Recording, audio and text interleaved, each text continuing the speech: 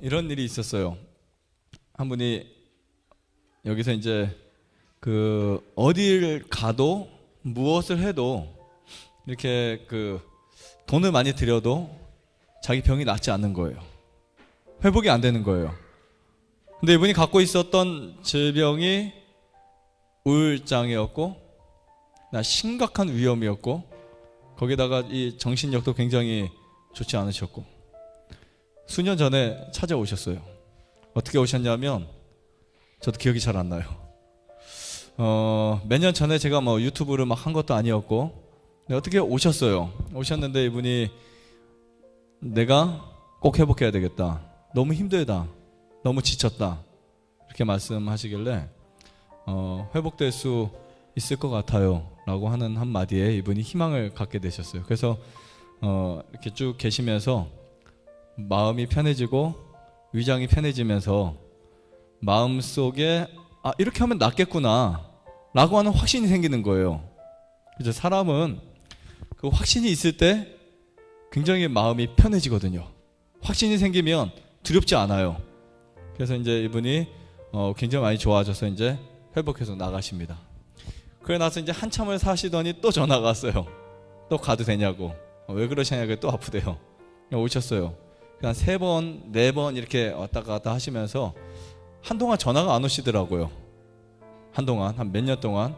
알고 보니까 몸이 그렇게 좋아진 거예요. 그래 나서 얼마 후에 전화가 오셨어요. 딸을 보내겠다고. 저 그분이 오실 줄 알았는데 딸을 보내겠다고. 그래서 딸이 와서 좋은 경험을 하고 살을 18kg나 빼고 왔어요. 그 딸이 오늘 간 딸입니다. 오늘 가면서 대화를 이렇게 쭉 하면서 정말 자기 인생에 있어서 정말 소중한 시간을 보냈다라는 이야기를 하시더라고요. 좀 힘든 시간도 있었고, 어떤 시간은 좀 한 달이 지났을 때 고비였던 시간들도 있었는데 참 감사했던 이야기들, 그리고 그 엄마와 이제 딸을 보내고 통화를 했어요. 어머니 딸을 이제 올라간다고. 너무 기뻐하시더라고요. 제가 뭐 해드린 것도 없는데 왜 좋냐고 물어봤더니 이렇게 말씀하시더라고요. 갈 데가 있어서 좋다고. 갈 데가. 여러분, 우리는 이렇게 삶을 살아가다가 내가 갈 데가 있고 기댈 데가 있고 부를 사람이 있다면 그게 행복한 거예요. 찾을 사람이 있으면 그게 감동인 거예요. 아무도 들어주지 않고 아무도 받아주지 않고 아무도 내 말을 듣지 않는다면 그것보다 더 힘든 시간이 없을 거예요. 그래서 욥은 욥기를 기록하면서 모세가 기록했어요. 욥기에 기록한 모세의 말에 의하면 욥은 내가 가장 힘든 때가 하나님이 듣지 않았을 때가 힘들었다. 맞죠? 내가 아무리 힘들고 아무리 절망스럽고 아무리 아파도 아무리 어려워도 잠을 못 자도 그건 견딜 수 있는 건데 하나님이 안 듣는 거예요. 하나님이 내 말을 못 알아들으시나, 멀리 계시나 안 계시나, 이 사실이 너무 힘들었던 거예요. 그러나 여러분 생각하세요. 하나님이 나를 받아주실 수 있다는 것, 그것이 여러분들에게 축복이 되는 것입니다. 네. 오늘 제가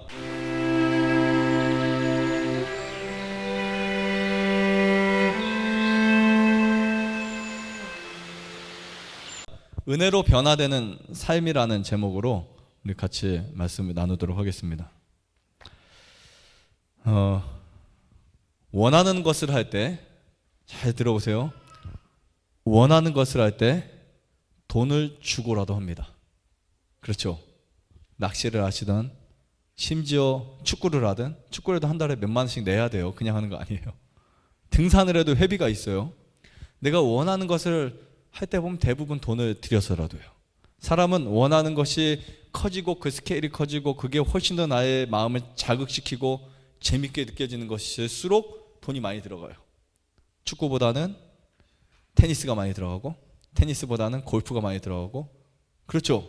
골프보다는 경마가 많이 들어가고 이제 도박으로 가죠. 그래서 어쨌든 사람은 자기가 원하는 것, 자기 마음을 만족시키는 무엇인가를 위해서 뭐를 쓴다고요? 돈을 사용하죠. 돈을. 왠지 돈을 받으면서 하는 것은요, 원하지 않는 것 같아. 그죠? 내가 돈을 받으면서 하는 거. 똑같이 나무를 심는데 돈을 주고 나무를 심으면, 돈을 내서 나무를 사다가 심으면 굉장히 좋은 일 같은데, 재밌는 일 같은데, 내가 돈을 받으면서 나무를 심어요. 누가 심으라고 해서. 그럼 이거 굉장히 하기 싫거든요. 그래 안 그래요? 제가 잔디를 심을 때 너무 좋더라고요. 돈을 주고 사서 심으니까. 근데 잔디 심는 분들 이렇게 그 아주머니들 물어보니까 싫대요. 지겹대요. 돈을 받으면서 심어도. 참 신기합니다. 그렇죠? 알고 보니까 생각의 차이예요. 두 번째는 양의 차이고요. 그렇죠? 양의 차이가 될 수 있지만, 하지만 대부분 생각의 차이인 것이 굉장히 많습니다. 오늘 그 이야기를 제가 좀 해드리려고 그래요. 은혜로 변화되는 삶이 과연 우리가 느낄 수 있는 그 조그만한 거, 내 감정을 흔들고 자극시키고 당분간 재밌고 흥분시키는 것들, 그게 아닙니다. 결론을 말씀드린다면 성화는 평생 필생 사업입니다. 성화는 무슨 사업이라고요? 필생, 평생. 여러분들이 평생 동안 해야 될 것이 바로 성화의 사업이에요. 우리는 뭔가 조금 하고 있는 것을 좋아한다고 말해요. 여러분 좋아하는 것들 한번 보세요. 내가 이거 좋아해 라고 하면서 보면은 내가 뭐 원할 때 조금씩 택해서 하는 것들을 좋다고 생각하죠. 근데 우리가 그것들이 좋아지면 어떻게 되죠? 좋아하게 되면 그것들을 정말 좋아하고 미치게 되면 어떻게 돼요? 매일 하겠죠. 안 그런가요? 그래서 그 한계치를 넘어가면 이것을 중독이라고 합니다. 내 옆에 2개 하고 싶고, 그렇죠? 어떤 사람은, 부자는 낚시를 너무 좋아하다 보니까 자기가 아예 저수지를 만들어 놓고 고기를 막 넣어놓고 거기서 낚시를, 마음 시간 낼 때마다 낚시를 하는 거예요. 우리가 보통 결혼이라는 것은 좋아하는 사람과 결혼하죠. 결혼할 때가 되어서, 그렇죠? 뭐 물론 결혼할 때가 돼서 시간이 돼서 좋아하든 좋아하지 않든 급해서 하는 분들도 있을 거예요. 급해서. 하지만 대부분 사람들은 이겁니다. 그 사람과 헤어지기 싫어서, 그 사람과 영원히 살고 싶어서, 영원이란 말은 좀 그렇고 좀 한평생을 살고 싶어서, 그 사람과 오랫동안 같이 있고 싶어서 하는 게 뭐죠? 결혼이죠. 그래서 결혼은 사랑의 끝이 아니라 사랑의 시작이다. 이런 표현이 있는 거예요. 시작하는 거죠. 그러다 보면 시간이 지나요. 그리고 우리가 내가 어떠한 잔디를 사다 심을 때와 내가 일터에 가서 매일 오늘도 심고 내일도 심어주는 것과 다른 게 있다 그랬죠. 그렇죠? 다른 것처럼 이제 연애와 결혼이 달라집니다. 연애는 그 시간이 꿀 같고 행복하고, 그랬다가 이제 결혼해서 몇 년 살다 보면 그 시간이 뭔가 달라져요. 맞죠? 우리 장로님. 맞죠? 네. 연애를 하면 그렇더라고요. 근데 결혼을 하면 아무래도 뭔가 바뀌긴 바뀌어요. 제가 그렇다는 거 아니고요. 네. 저는 뭐 동일합니다. 네. 그걸 이제 권태라고 하죠. 권태기. 그때 이제 힘들어지는 거예요. 사람이 사실 전혀 다른 환경과 전혀 다른 그 문화 속에서 삶을 살아가다가 만나서 하나가 돼서 살아간다는 게요, 말이 아쉽죠. 말이 아쉽지. 평생을 맞춰가서, 그렇죠? 평생을 맞춰서 그 인생을 같이 결합해서 살아가는 게 결혼의 삶이잖아요. 그냥 연애할 때 다 맞춰서 결혼하는 그런 거 없습니다. 사실은 결혼하기 전과 결혼하기 후는 100% 달라요. 왠지 아세요? 결혼하기 전에는 아직은 내 게 아니거든요. 결혼한 후에는 내 것이 됐으니까 이제는 마음에 뭐가 생겨요? 여유가 생겨요. 여유가. 그런데 이 진정한 사랑은 그때 이제 확인이 되는 거예요. 진짜 사랑은 내가 그것을 오랫동안 해도, 내가 그것을 계속해서 유지해도 그것을 정말 아낄 수 있고, 그것을 사랑할 수 있고, 그것을 좋아할 수 있는지, 이때 이제 우리 진짜 마음이 드러나는 겁니다. 예수님을 알아가는 사람들은 예수님과 함께하는 시간이 길어질수록 예수님과 권태감을 느끼는 게 아니고요, 더 가까워집니다. 더 친숙해져요. 그리고 더 많은 시간들을 그분과 함께하기를 원합니다. 그래서 예수님의 제자들이 예수님이 돌아가셨을 때 그렇게 힘들었던 거예요. 성경을 보면서 예수님의 제자들이 너무 힘들어 하더라고요. 그 내용을 읽으니까. 알고 보니까 예수님의 제자들은 분명히 예수님에게 들었어요. 내가 곧 죽을 거야. 그렇죠. 내가 곧 나는 십자가에 달려 죽는다. 준비해라. 내가 죽고 너에게 누구를 보내줄게. 이런 이야기를 계속 말씀하셨는데 그들의 그 귀에는 그 말이 안 들렸어요. 그러자 예수님이 돌아가시자 이 제자들은 다 잃어버린 거예요. 온 모든 것을 다 잃어버린 것처럼. 예수님이 나 간다? 그래도 인정하지 않습니다. 여러분, 그렇게 예수님과 친해지고 예수님과 정말 이 교제를 하다 보니까 예수님이라고 하는 그분에게 제자들이 푹 빠지게 된 거예요. 근데 이 정도는 빠져야 우리가 보통 예수님과 교제한다. 네, 예수님과 동행한다. 내가 예수님을 사랑한다라는 말을 하겠죠. 아무것도 안 보여요. 예수님께 뭐 해버리니까? 빠져버리니까. 심지어 그분이 내가 죽는다라고 말을 해도 그것까지도 안 들리는 거예요. 그게 믿음의 현실이라는 거죠. 요한의 삶을 통해서 우리는 알 수 있습니다. 그 삶에서 우리는 성화가 무엇인지를 발견하게 돼요. 예수님과 교제하면서 요한은 자신이 교제했다고 이야기를 하죠. 요한 1서를 읽어보세요. 요한 1서 1장, 2장, 3장 쭉 읽어보시면 사귐, 교제 이런 이야기가 있어요. 그러니까 요한은 이 표현을 어떻게 쓰냐면 마치 남녀가 연애를 하는 것처럼 내가 예수님과 연애를 하고 그 사귐에 대해서 이야기를 해요. 그리고 뭐라는 단어가 가장 많아요? 러브, 사랑. 그렇죠? 내가 그분을 사랑한다. 그분이 나를 사랑한다. 내가 그분을 사랑하는 이유는 그분이 먼저 나를 사랑했기 때문이야. 이런 이야기를 하는 거예요. 그래서 결론은 하나님은 사랑이시다. 이렇게 요한이 이야기를 하잖아요. 요한일서에서. 근데 요한이 예수님과 교제하는 그 몇 년의 세월 동안 성장을 합니다. 요한에게 뭐가 일어난다고요?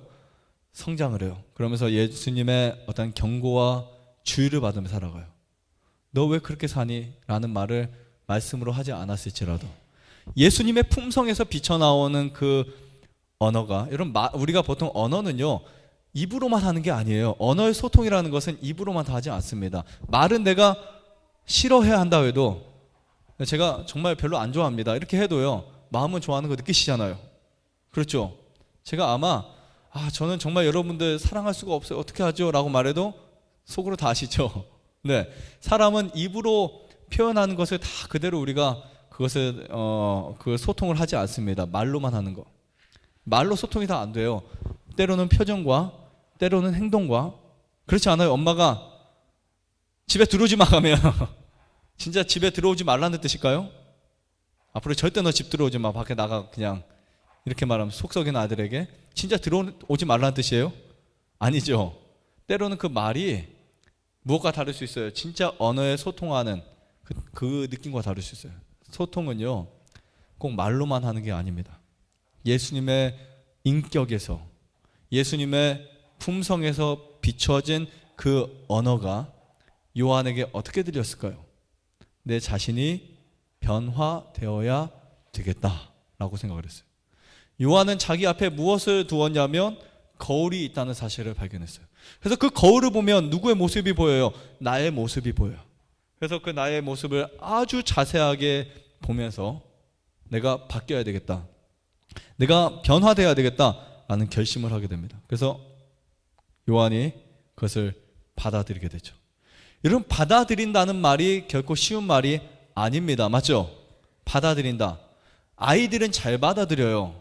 특히 아이들을 보면 정말 잘 따라해요. 옆에서 제가 뭐를 하면요 우리 애들 셋 다 똑같이 따라해요. 엄마를 좀 약 올리면 같이 약 올려요. 정말 신기할 정도로 그냥 얼굴 표정, 말투, 제스처 그냥 따라해버려요. 어른은요 잘 안 따라하죠. 잘 안 받아들여요. 자기가 형성되면 어느 순간부터 외부에 있는 것을 받아들이기를 꺼려합니다. 더군다나 세상에 풍파를 많이 만나고 세상에 여러 가지 어려움과 여러 가지 고난과 역경을 견딜수록 사람은 남의 것에 대해서 받아들이지려 하지 않는 품성이 형성이 돼요. 그러면서 뭔가 선입견이 생기고 뭔가 커트라인이 생기고 여기까지만 나 다 믿지 않을 거야. 그래서 요즘은 잘 믿는 사람을 바보라고 하고 잘 들어주는 사람을 좀 굉장히 어리석은 사람이라고 생각합니다. 근데 저는 반대로 생각해요. 미련한 사람, 고집센 사람들을 보면 잘 받아들이지 않아요. 그렇죠? 나를 보면 그래요. 정말 미련한 사람들 보면 잘 못 받아들여요. 안 받아들여요. 그냥 받아들이면 되는데 분명히 이렇게 하면 쉽다고 하는데도 안 받아들인다니까요. 분명히. 그거 보면서도 그러더라고요. 예전에 한 어떤 친구가 일을 하는데 분명히 제가 이렇게 하고 그 친구는 그렇게 하는데 이게 훨씬 쉽고 훨씬 빨라요. 그래서 제가 이야기를 해줄 때는 아닐 거야 하고 그냥 하더라고요. 근데 제가 이제 옆에서 쭉 시범을 보여줘 버렸어요. 보고도 안 하더라고요. 그리고 나중에 한참 있다 가더라고요. 10분, 15분, 20분, 30분 동안 지나서 내가 지금 하면 너무 바보 같을 거야. 좀만 더 있다 천천히 해야지. 그렇게 바꾼다니까요. 잘 받아들이지 않아요. 알면서도 느끼면서도 그게 맞다고 인정하면서도 뭐가 있으니까요. 자존심이 살아있으니까. 근데 요한은 받아들입니다. 이게 지혜로운 사람이에요. 요한은 자기에게 부족한 거, 나에게 없는 거, 그분에게 있기 때문에 그것을 받아들이기로 선택을 하죠. 네, 선택을 합니다. 요한은 이 수십 년의 세월 속에서 자신이 형성되었지만 나보다 뛰어나신 예수님이 있을 때 그 예수님을 받아들이기로 선택하고 예수님의 품성이 예수님을 통해서 그에게 나타났을 때 자신의 부족함을 알게 되었고 그분의 품성이 요한에게 계시되었을 때 겸손해지기 시작합니다. 그리고 매일 자신은 난폭한 성질, 그 다음에 그런 난폭한 정신, 난폭한 기질, 뭐 이런 것들이 예수님의 친절함과 그분의 관용 앞에서 인내하고 그 다음에 날마다 그 마음이 예수님께 이끌리게 되었어요. 그래서 예수님께 그 마음이 어떻게 된다고요? 계속해서 이끌리다 보니까 그분이 내가 그분처럼 됐으면 좋겠어 라는 이런 생각을 하는 거예요. 내가 그분처럼 됐으면 좋겠어. 요한이 가장 충격적인 것은 뭔지 아세요? 예수님의 제자 요한이 가장 충격적이었던 그 상황이 뭔지 아세요? 그 예수님이 나와는 너무나 달랐다는 거예요. 근데 여러분 우리 생각하시죠? 좀 도덕도 할 말이 있다고. 그렇죠?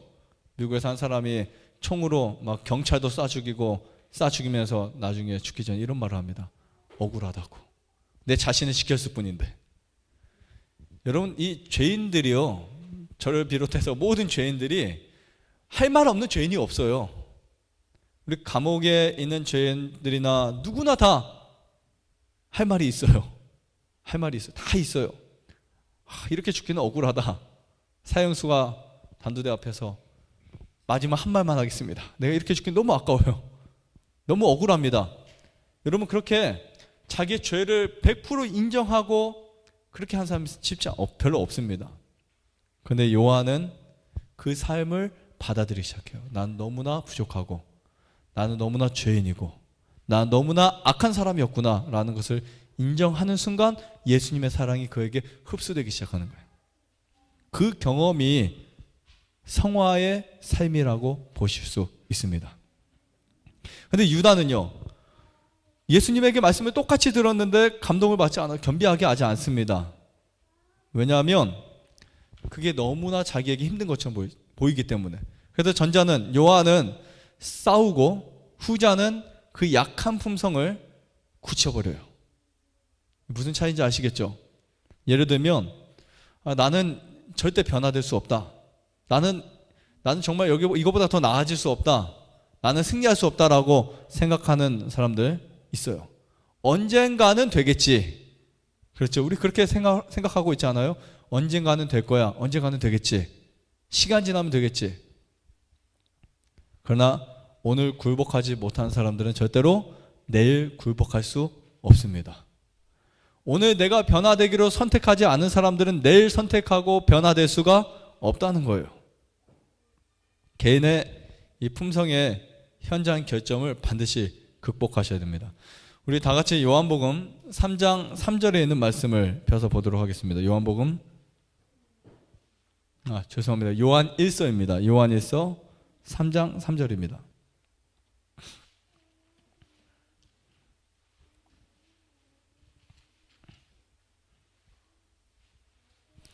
요한 1서 3장 3절.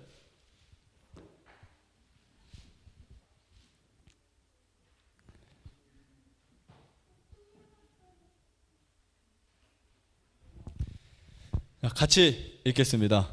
요한 1서 3장 1절의 말씀을 우리 펴서 모두 다 같이 크게 읽도록 하겠습니다.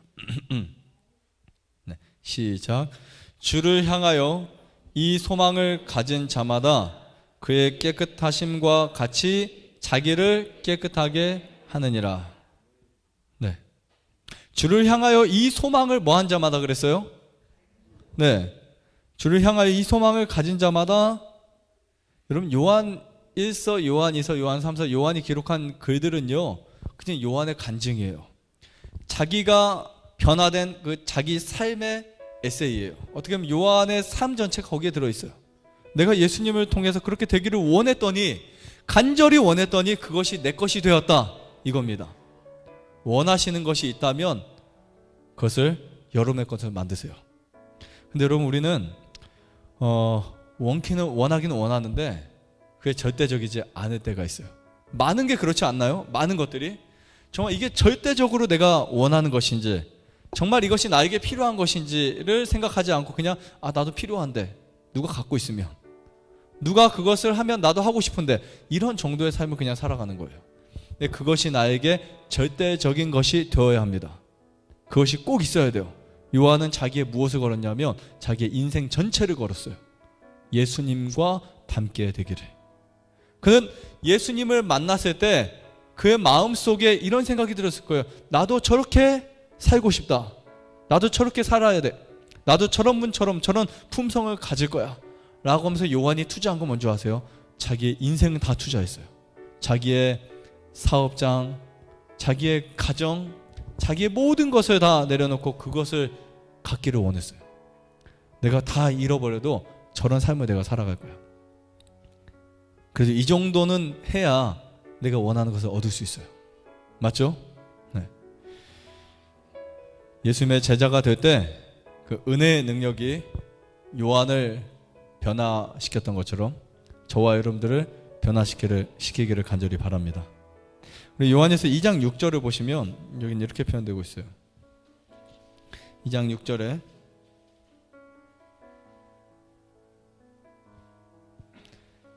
(2장 6절도) 같이 읽겠습니다. 바로 전입니다. 시작. 저 안에 거한다 하는 자는 그의 행하시는 대로 자기도 행할지니라. 네, 아멘이죠? 어떤 분들이 이렇게 물어보세요. 강의를 듣거나 설교를 들으면 그 말씀이 참 좋고 와닿는데 왜 내가 읽으면 전혀 생소하고 와닿지 않을까, 이런 말을 하는 분들이 있습니다. 가끔 연락이 오시는 분도 있고, 가끔 그렇게 상담할 때 말씀하시는 분, 성경 읽으세요 하면은 성경이 재미가 없대요. 인정합니다. 인정해요. 진짜요. 역대상하를 읽어보세요. 재미없어요. 네, 족보를 읽어보세요. 정말 혀만 꼬입니다. 재미없는 건 맞아요. 그런데 제가 성경을 읽고 났을 때 정말 힘들더라고요. 내용도 힘들고 단어도 힘들고 그 당시에 문화도 힘들고, 힘드니까 어떻게 해야 돼요? 또 읽게 되죠. 저는 재밌어서 성경을 여러 번 읽은 거 아니에요. 사실은요, 알고 싶어서 읽었어요. 알고 싶어서. 성경을 읽는데 어떤 책들은 제가 옛날에 만화책 좋아했거든요. 슬림덩크 이런 만화책들. 그러면은 하루 저녁에 막 다 읽고 그랬어요. 책을 워낙 좋아해서. 만화책은 다 좋아하잖아요. 책을 워낙 좋아해서 제가 책을 너무 좋아하다 보니까 속독법을 공부했었거든요. 그래서 정말 몇 시간에 한 권씩 다 읽어 내려가고, 그 다음에 이렇게 의미 없게 읽지 말자 해가지고 최고 많이 읽었을 때가 3일에 한 권씩 계속해서 읽었어요. 그러다 보니까 뭐 거의 1년에 100권씩 읽고 책을 굉장히 많이 읽었었거든요. 제 기준에서 많이 읽은 거예요. 제 기준에서 어쨌든. 근데 이 다른 책들, 어떤 책들은 읽으면, 어떤 책은 제가 많이 읽은 책은요 수십 번 읽은 책들도 있어요. 그러니까 왜냐하면 딱 책을 쭉 읽다가 거의 대부분 한 번씩 읽는데, 어떤 책들을 보면 야, 이거 내 거가 되고 싶어, 이거 내 걸로 만들고 싶어, 내 걸로 만들고 싶을 때는 그것을 막 여러 번 읽습니다. 그러면은 내가 그냥 읽어서 외우는 건 절대 내 것이 안 되더라고요. 읽어서 외우는 건 내 것이 안 되는데, 그것을 생각하면서 읽으면 내 것이 되더라고요. 그리고 내가 공감을 해버리면 내게 돼요. 그러니까 성경을 읽을 때는 내가 좋아서 읽은 것이 아니라 이 책을 내가 알고 싶은 거예요. 이 내용을 알고 싶은 거예요. 왜냐하면 진리가 있다고 하니까. 많은 사람들이 성경을 읽으면 진리가 있다고 하니까, 표면적으로 이야기하는지 모르겠지만, 그래서 저는 성경을 10번 이상 읽은 다음에 제 마음속에 이런 생각을 했어요. 앞으로 성경을 읽을 때 창세기부터 계시록까지 이제 읽지 말자. 저는 성경을 읽으면서 한 권씩 사고 그랬어요. 영어 성경을 다 읽고, 한자 성경을 다 읽고, 영어 성경을 사고 다 읽고, 킹제임스 버전 사고, 그래서 성경을 이렇게 사서 보고 했는데, 어느 순간부터 저는 성경을 창세기부터 계시록까지 읽지 않아요. 읽지 않은 이유가 뭐냐면, 그렇게 형식적으로 읽는 것보다는 내가 말씀을 읽을 때 나에게 정말 유익하게, 그 말씀 한 말씀을 읽더라도 생각하면서 읽을 수 있기를 이제 기대하면서 읽거든요. 그러다 보니까 요한의 말이 아니라 누구의 말이 될까? 이제는 나의 말이 되는 거예요. 내 것이 되는 거예요. 내가 그것을 원한다면, 주를 향하여 이 소망을 가진 자마다 어떻게 한다고요? 깨끗하게 한다고요. 그 말이 공감이 되는 거예요. 아, 내가 그분을 바라볼 때 변화될 수 있겠구나. 그분을 내가 바라보고 생각하고 깊이 내가 그분에 대해서 이야기할 때 그분이 나에게 오실 수 있겠구나라는 생각을 이제 갖게 되는 거죠. 그러니까 성경을 읽어도 그 말씀의 의미와 그 말씀의 정말 그 뜻을 깊이 새기고자 노력을 합니다. 그리고 제가 삶을 살아가면서 그런 경험들, 그런 것들을 만날 때, 어떤 문제를 만났을 때, 어떤 그 상황을 볼 때 그게 딱 연결이 돼요. 그래서 가서 찾아보면 마음이 어떨까요? 너무 기뻐요. 찾아보면 내가 어디 가다가 무엇을 봤어요. 근데 그 상황이 말씀이 딱 들어올 때가 있어요. 가서 보면 그때 뭐가 생겨요? 감동이 생긴다고요. 그러면 그것이 내 것이 되더라고요. 저장이 돼요. 그럼 그게 잊혀지지 않아요. 무슨 생각을 하다가 그게 딱 튀어나옵니다. 근데 여기 보면 저 안에 거한다 하는 자는 그의 행하시는 대로 자기도 뭐 한다 그랬어요? 행한다고요. 이거를 그냥 이렇게 읽으면요 별로 이거 못 찾아요. 근데 이 말씀의 의미를 내가 쭉 읽었던 말씀이 어느 순간 생각이 난 거예요. 아, 요한이 이런 말을 했었는데 다시 성경을 열어서 보니까 이 말의 의미가 이제 이렇게 저에게 비춰지는 거예요. 어떻게 비춰지냐면, 하나님이 우리에게 믿고 행하라 이렇게 말씀하시는 거예요. 믿고 행하라. 어떻게 하라고요? 믿고 행하라. 여기 다시 보면 저 안에 거한다고 하는 자는 그의 행하시는 대로 자기도 뭐 한다고요? 행한다 그랬잖아요. 이 말의 의미를 어디에서 우리가 발견할 수 있냐면 홍해 바다에서 발견할 수 있어요. 홍해 바다에서. 그런데 이 의미가 더 커지려면 요단강까지 가셔야 돼요. 홍해 바다는 모세가 지팡이를 댔을 때 그 물이 갈라집니다. 그렇죠? 그래서 그 물이 벽을 이루고 바람으로 땅을 마른 땅같이 하신 다음에 하나님이 건너가게 하셨어요. 그래서 이스라엘의 수많은 사람들이 다 거기를 건너갑니다. 그러나 요단강을 건넜을 때를 보세요. 요단강을 건너갈 때는 제사장들의 발이 물에 닿았을 때, 그들이 즉각적으로 순종을 하는 그 순간에 요단강이 갈라지기 시작했죠. 다르죠? 우리가 비록 초신자 때는 하나님이 완벽히 준비해 놓으신 것들을 통해서 믿음이 형성이 될 수 있어요. 그래서 하나님, 양털에는 물이, 땅에는 물이 없으면 내가 믿겠습니다. 그렇게 해서 우리 믿음이 형성이 될 수 있어요.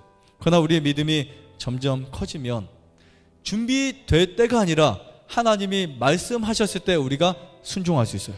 하나님이 말씀하실 때 그 말씀이 우리에게 약속이 되는. 그래서 이렇게 생각하시면 돼요. 하나님의 명령은 약속이다. 맞죠? 하나님 오늘 우리에게 너 순종해라. 그 자체가 약속인 거예요. 옛날에는 그렇게 해서 앞에 있는 걸 다 보여주신 다음에 만들어 놓으신 다음에 여기로 와라 이렇게 하셨는데, 이제는 여러분들 그렇게 말씀하지 않으세요. 여러분들 앞에 문제가 있을 때 하나님이 앞으로 나아가라, 믿고 행하라 해서 내가 믿고 나가면 그 문제들이 해결되는 거예요. 마치 안개와 같이. 이것을 이스라엘 사람들이 배웠다고요. 끝없는 그 광야와 산들 속에서 앞에 가면 산이 또 없어지고 피할 수 있는 길이 계속 나오면서 그들의 마음속에 무엇이 있어요? 믿음은 행사하는 것이다. 그래서 예수님 안에 거한다면, 다시 말씀드릴게요, 예수님 안에 거한다면 그의 행하시는 대로 여러분들도 행할 수 있다는 거예요. 어떻게 행할 수 있을까요? 믿으니까. 내가 왜 걸어갈 수 있어요? 안전하다고 생각하니까. 하나님의 약속이 있기 때문에. 그래서 오늘 우리는 이 삶을 우리가 믿음의 삶이라고 말할 수 있어요. 이 삶을, 그렇죠, 이 삶을 믿음의 삶이라고 우리가 표현할 수 있습니다. 만약에 여러분들이 변화되지 않는다면, 만약에 여러분들의 믿음이 장성하지 않는다면, 여러분들의 마음이 바뀌지 않는다면, 그것은 아마 여러분들이 원하지 않기 때문일 수가 있어요. 제가 그렇더라고요. 내가 정말 원하지 않으니까 안 바뀌더라고요. 정말 내가 간절히 내 자신이 예수님처럼 되기를 원하지 않으니까 적당히 어느 정도 그렇게밖에 안 바뀌어요. 근데 여러분들 정말 원하신다면, 내가 예수님과 같이 되기를 원한다. 우리 그런 노래가 있어요. 주와 같이 되기를. 그런 노래 들어보셨죠? 내가 심히 원하니. 내가 정말 원한다면, 그렇게 되기를 원한다면 우리에게 변화가 일어날 것입니다. 어쩌면 우리는 아직 나에게 그것이 필요하지 않다고 느껴질 때가 있어요. 아직까지는 해야 될 것이 많으니까. 근데 우리가 거울을 보는 것처럼 하나님의 영광을 바라보면 우리가 변화될 수 있다라는 사실을 우리가 깨닫게 됩니다. 그래서 요한의 가르침 속에 이 요한일서를 여러분 꼭 한번 읽어보세요. 시간 얼마 안 걸립니다. 네, 꼭 읽으세요. 왜냐하면 오늘 주제가 이 요한일서에 나타난 이야기인데 정말 얼마 안 걸려요. 하루 종일, 하루에 몇 시간 읽으면 100번도 읽을 수 있어요. 진짜요. 그래서 나는 요한일서 100번 읽었어요, 이런 말 한번 해보세요. 한번 읽어보세요. 요한일서 읽으시면 요한이 가르쳤던 이야기를 우리가 볼 수 있습니다. 여러분, 예수님에 대해서 알고 싶어요? 그러면 예수님과 가장 가까이 있었던 사람이 말하는 것을 들을 필요가 있어요. 요한은 예수님과 가장 가까이 있었습니다. 심지어 떡을 먹을 때는 예수님의 기대서 먹었고, 그렇죠? 예수님이 돌아가실 그 순간까지 요한이 쫓아갔어요. 다른 모든 제자들은 어떻게 했는데? 다 도망갔는데 요한에게 뭐가 없었다고? 두려움이 없었어요. 왜냐하면 그분을 사랑했기 때문에. 생각을 해보세요. 예수님을 사랑하는 마음과 두려운 마음 둘 중에 무엇이 강해야 될까요? 사랑하는 마음이 강해야 되겠죠. 그러면 두려움이 없어진다고. 요한이 그 이야기를 여기다 써놔. 제가 언젠가 그런 이야기를 했죠. 두려움이 있는 이유는 사랑이 부족해서 그랬다. 그렇죠? 왜냐하면 요한일서, 요한이서, 요한 3서 쭉 읽다 보면 분명히 그 말씀 발견하실 거예요. 아마 여러분들에게 그것이 보물찾기가 될 수 있어요. 이런 표현이 있습니다. 하나님의 사랑이 있으면 두려움이 사라진다고요. 하나님 무엇이 있으면? 내가 예수님을 정말 사랑하니까 예수님이 십자가에 달려 돌아가시고 그 모든 순간들을 내가 쫓아갈 수 있었어 라고 말한 게 요한이거든요. 왜냐하면 다 도망갔어요. 예수님의 제자라고 하면 잡혀갈까봐, 고문당할까봐, 순교당할까봐. 하지만 요한은 그분을 너무나 사랑했기 때문에 그걸 생각하지 않고 끝까지 예수님을 따라갑니다. 이게 진짜 사랑이거든요. 그렇게 말한 요한은 이렇게 가르치고 있어요. 뭐라고 가르치냐면 그리스도인의 삶은 순결해야 한다. 요한 선생님이 이렇게 말씀했다고요. 그리스도인 삶은 순결해야 한다. 그리고 공허한 공헌에 만족하면 안 된다. 제가 직역을 하면, 풀어서 말씀드리면 그냥 믿으면 돼, 믿기만 하면 돼, 주여만 하면 돼, 이런 게 아니죠. 진짜 사랑이 있어야 된다. 진짜 이웃을 사랑해야 되고, 진짜 헐벗고 불쌍한 사람을 도와줘야 되고, 진짜 믿음이 없는 사람들을 기도해 줘야 되고, 진짜 내 자신을 헌신해야 되고 봉사해야 되고, 이 사랑의 실천을 그대로 기록한 사람이 요한이거든요. 반드시 순결한 교류가 있어야 돼요. 반드시. 그 다음에 이것이 의의 행위와 섞여야 돼요.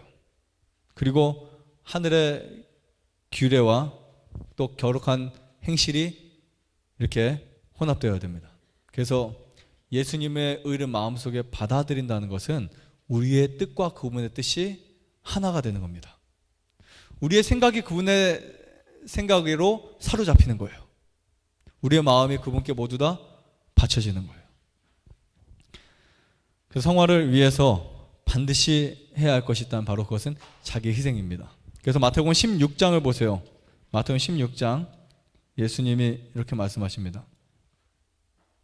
마태복음 16장 24절. 마태복음 16장 24절 같이 읽겠습니다. 네, 같이 읽겠습니다. 시작. 예수께서 제자들에게 이르시되 아무든지 나를 따라오려거든 자기를 부인하고 자기 십자가를 지고 나를 쫓을 것이니라. 네. 오늘 여러분들에게 말씀하셨어요. 너 나를 따라오고 싶으면 자기를 부인하고 그 다음 뭐라고 했어요? 나의 십자가를 지고, 아니죠. 그분의 십자가가 아니고 여러분들의 십자가가 있어요. 십자가가 뭘까요? 혹시 십자가 뭔지 아세요? 십자가는요, 굴복입니다. 십자가 굴복이에요. 제가 나중에 십자가에 대해서 자세하게 설명드릴게요. 십자가 왜 굴복인지, 십자가의 의미에 대해서 우리가 알면 우리의 사고방식이 좀 달라질 수 있어요. 그리고 이게 무슨 뜻인지 알 수 있어요. 예수님 나를 따라오려거든 자기 십자가를 지고 그랬어요. 희생입니다. 사도행적이라는 책이 있어요. 저 뒤에 보시면 사도행적 561페이지에 이렇게 표현하고 있습니다. 영혼의 안식을 가져다 주는 것은, 잘 들어보세요, 우리 영혼의 쉼을 가져다 주는 거, 여러분들의 영혼을 쉬게 하는 거, 여러분들의 영혼을 편하게 만들어주는 것은 뭘까요? 인내의 봉사이다. 인내의 봉사. 아마 이 말이 여러분들에게 별로 이렇게 마음에 달갑지 않게 들릴 수 있고 별로 감동이 안 될 수 있지만 저는 이 말의 의미가 뭔지를 알아요. 영혼의 쉼이요, 어떤 돈이 쌓일 때 쉼이 있는 게 아니에요.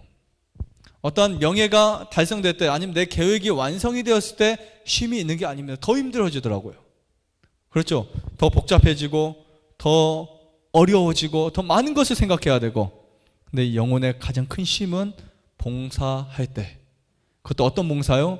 인내의 봉사를 하게 되면 영혼의 쉼이 온다.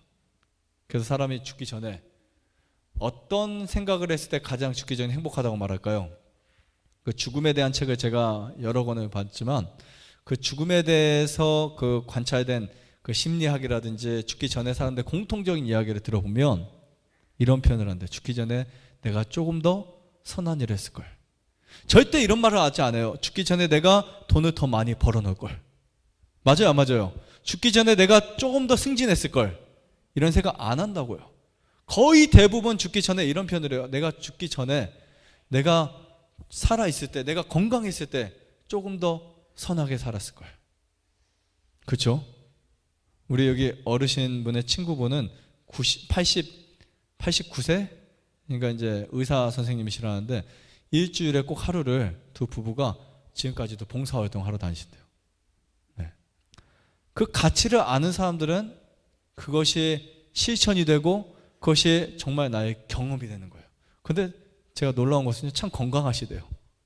진짜 건강하시대요. 90세가 거의 다 되셨는데도 봉사하러 다니시면서. 하나님은 우리에게 정말 우리에게 진짜 쉼을 주시는 것은 봉사를 통해서 쉼을 주시는 겁니다. 그래서 성화는 우리가 이런 것들을 통해서 얻어지는 거예요. 이스라엘 사람들의 행복이 증진되는 것은 겸손하고 근면하고 충실한 수고를 통해서 그들의 행복이 계속해서 증진되었었어요. 그래서 그 길을 가고자 하는 자들을 하나님이 붙들어 주시는 거예요. 그리고 그들에게 능력을 주시는 거예요. 성화는 이런 표현이 있어요. 사도행적 562페이지 보면 한순간, 한시간, 하루의 일이 아니라 필생의 사업이다. 성화는 무슨 사업이라고요? 필생의 사업이라고. 끊임없이 죄에 대해서 죽고 그리스도의 삶에 대해서 사는 그러한 삶을 통해서 이루어진다고. 예수님에 대해서 사는 삶, 그분에게 사는 삶이 집중될 때 여러분들이 바뀔 수 있다는 겁니다. 왜 안 될까요? 나약하거나 아니면 중단되는 노력 때문에. 너무나 나약해서 안 돼요. 그리고 너무나 내가 포기합니다. 안 될 거야. 더 이상은 안 돼. 이게 나의 한계점이야. 근데 여러분 보세요. 대부분의 사람이 성공하거나 자기의 원하는 것을 이룰 때는 그 한계점을 뛰어넘는 사람이 승리하는 거예요. 그렇죠? 누구에게나 한계점이 다 있어요. 그것을 뛰어넘어야 돼요. 남들 놀 때 다 놀고 나는 성공할 거야. 이런 사람은 없습니다. 자기의 한계점을 이겨내는 거예요. 예수님을 통해서 변화된 사람도 그저 우리가 지금 이 상태에서 삶을 살아가는 것이 아니라 그 한계점을 뛰어넘어야 된다고요. 그 다음에 이런 표현이 있어요. 사단이 통치하는 동안 우리에게는 복종시켜야 할 자아가 있고, 뭐가 있고요? 자아가 있고, 극복해야 할 얽매게 하는 죄악이 있다. 그렇지만 예수님께 가장 가까이 있는 사람들은 그분의 아름다움을 보게 됩니다. 그래서 그분에게 이끌리게 되고 회개하게 되는 거예요. 요한일서 3장 5절을 보겠습니다. 요한일서 3장 5절.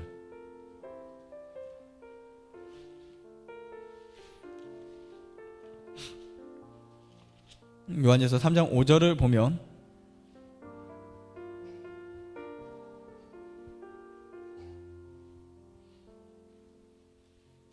이렇게 표현하고 있어요. 그가, 같이 읽겠습니다. 시작.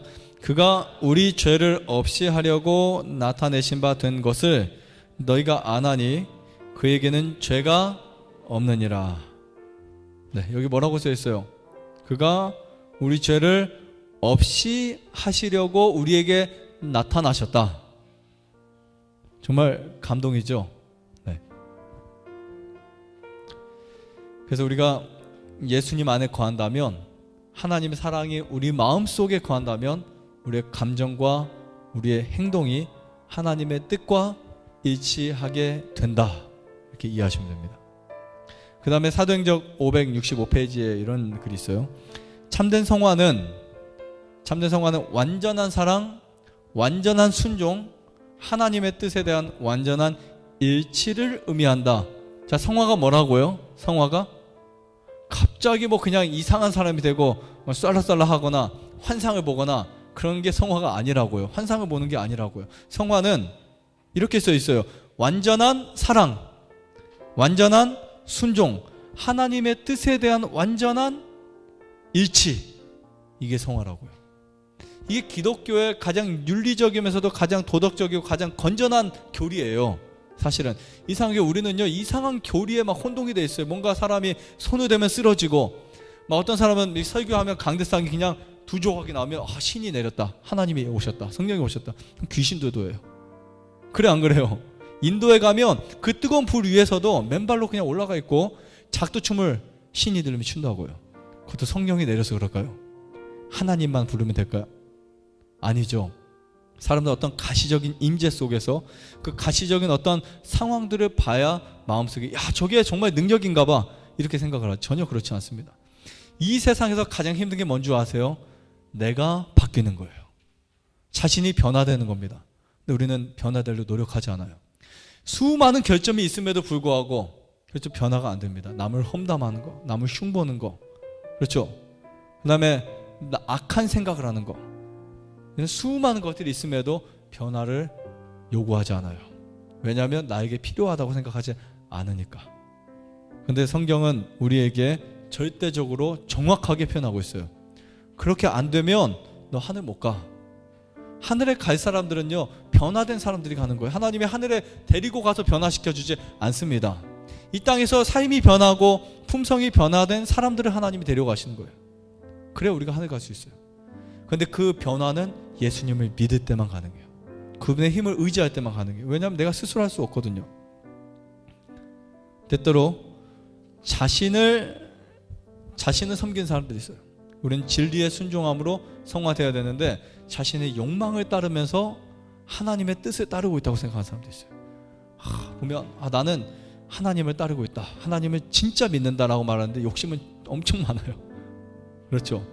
이기적인 존재예요. 아직도 누가 무슨 말만 하면 상처를 많이 받고, 아직도 정말 자기의 죄를 극복하지 못하면서 난 하나님을 따르고 있다고 생각해요.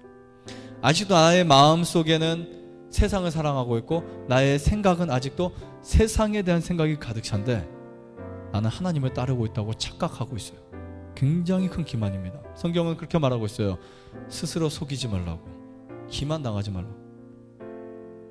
그런데 여러분, 이거 기억하세요.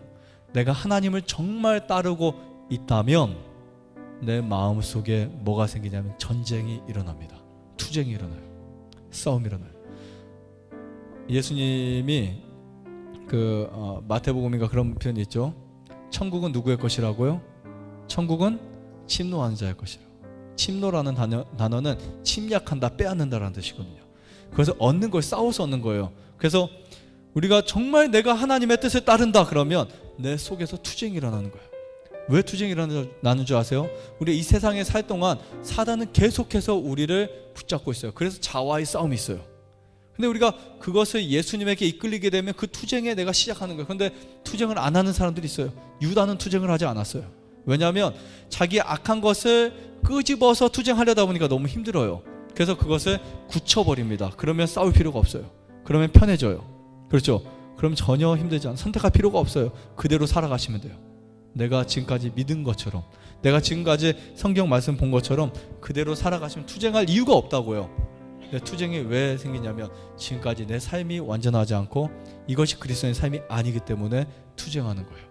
그러면 누구처럼 될까요? 요한처럼 되는 거예요. 요한은 투쟁한 사람이에요. 끊임없이. 요한이 예수님의 품성처럼 변화하는 데 있어서 그냥 얻어진 게 아니라고요. 유다는 그렇게 못 얻었어요. 그냥 얻어진 게 아니에요. 끊임없는 투쟁을 통해서 자기의 마음 속에, 자기의 생각 속에, 자기의 어떠한 몸에 있는 그 배어있던 그 습관, 악한 정욕과 습관과 난폭한 기질과 언어와 그 모든 것을 극복하고 난 다음에 예수님의 품성을 소유하게 됩니다. 왜냐하면 요한이 그렇게 될 수밖에 없었던 것은 처음에 예수님을 바라보았기 때문에, 그리고 내가 저렇게 될 거야, 나도 저렇게 해야 돼, 저렇게 살아야 되라고 하는 그 멋이 있었기 때문에, 소망이 있었기 때문에 요한은 변화될 수 있었다는 거예요. 때로는 지겨울 수 있어요. 그래서 처음에 말씀드렸죠. 이 신앙생활이 이제 직업처럼, 결혼생활처럼, 그냥 권태감을 느끼고 그냥 그렇게 되는 거예요. 그래서 마치 졸린 눈이 감기는 것처럼 유혹의 세력에 저항하지 않고 빠지게 됩니다. 우리는 둘 중에 하나밖에 안 돼요. 유혹의 세력에 눈을 감아버리든지 아니면 투쟁하든지, 둘 중에 하나밖에 없습니다. 그러나 결론을 말씀드리면 예수님이 오신 이유가 있습니다. 그분은 우리가 그 유혹에 잠들어서 편히 쉬어라, 내가 해결해 줄게, 너는 그냥 쉬고 있어, 이렇게 해서 오신 게 아닙니다. 예수님이 오신 이유는 뭐냐면 여러분들이 죄와의 싸움에서 승리할 수 있다는 사실을 보여주기 위해서 오신 거예요. 내가 이겼다, 담대하라, 내가 세상을 이겨노라. 하나님이 그분의 영역에서 온전하신 것이 마태복음 5장 48절에 있어요. 너희도 너희 영역에서 온전해야 한다. 맞죠? 하나님의 뜻은 이것이니 너희의 거룩함이니라, 이런 말씀들이 있다고요. 그런 정확한 말씀들이 있어요. 그래서 모두가 걸어가야 할 그 좁은 길을 알려주시기 위해서 오신 것이지, 우리에게 따뜻한 방에 누워있고 먹고 싶은 거 다 먹고 하고 싶은 거 다 하라고 오신 거 아니에요. 여러분들 투쟁하라고 오신 거예요. 그리고 이길 수 있다고 그분이 보여주신 거예요. 먼저 그분이 하신 거예요. 우리가 예수님 보면 어떤 생각할 거예요? 나도 그렇게 살 수 있어요. 그 사람이 요한이었다고요. 그래서 저는 예수님이 말한 것도 중요한데 요한이 말한 게 정말 중요해요, 저한테는. 왜냐하면 요한은 제 3자로서, 저와 똑같은 사람으로서 요한이 그 예수님의 말씀을 듣고 자기가 투쟁했거든요. 그리고 그것을 얻어냈거든요. 이거 엄청난 거거든요. 그 요한의 간증을 보면서 예수님이 하셨고, 예수님 제자였던 요한이 했고, 요한의 제자였던 여러 폴리캅이라든지 여러 사람이 있어요. 수많은 사람들이 똑같이 그 제자가 제자를 낳고, 제자가 제자를 낳고, 그래서 우리까지 오게 됩니다. 할 수 있어요, 없어요? 그래서 우리 그런 노래 했죠. 주님이 홀로 가신 그 길, 그 길은 여러분들을 위해서 가신 길이었다라고 생각할 수 있습니다. 마지막으로 여러분들의 영혼이 하나님을 사모할 때 여러분들은 그분의 은혜에 측량할 수 없는 부요함을 느낄 수 있을 것입니다. 와, 이제 나에게 충분한 은혜가 있구나. 나에게 정말 충분한 그 하나님의 도우심이 있구나. 그것을 발견하게 될 거예요. 그리고 여러분들 그 부한 것, 그 충분한 것을 느끼시게 되면, 그것을 생각하게 되면 여러분들은 그것을 소유하게 되십니다. 그래서 우리가 바라보는 것과 소유하는 것은 좀 달라요. 바라보면 반드시 소유하셔야 돼요. 많은 사람들이 바라만 보고 끝납니다. 근데 우리는 바라보고 그것을 소유해야 돼요. 이것이 진짜 크리스찬의 삶이라고 말씀드리고 싶습니다. 네, 기도하시고 마치겠습니다. 자비로우신 하나님 아버지, 오늘 우리에게 귀한 시간 허락해 주시고 인도해 주심을 진심으로 감사드립니다. 부족하고 연약하고 죄의 허물로 인하여 죽게 된 우리들을 구원하시려고 이 땅에 오셨고, 우리에게 새 생명을 주고자 주님 홀로 걸어가신 그 길을 우리에게 바라보게 하심을 진심으로 감사드립니다. 오늘 우리는 다람쥐가 쳇바퀴를 돌듯이 그 막연한 인생의 삶을 살아가기를 원치 않습니다.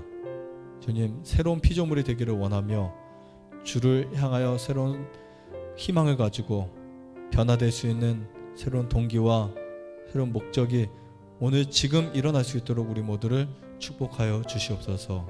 특별히 우리의 삶이 몸이 건조하지 않도록 도와주시고, 하나님의 말씀이 우리 속에서 실현되고, 그리고 우리가 믿고 행할 수 있도록 주님 축복해 주시옵소서. 그리고 이 시간 육신적으로 힘들고 고통당하는 주님의 귀한 자녀들, 특별히 주님의 손으로 축복하여 주시고 어루만져 주셔서 모든 질병이 회복될 수 있도록 도와주시옵소서. 사랑과 은혜가 많으신 예수의 이름으로 간절히 기도드립니다. 아멘.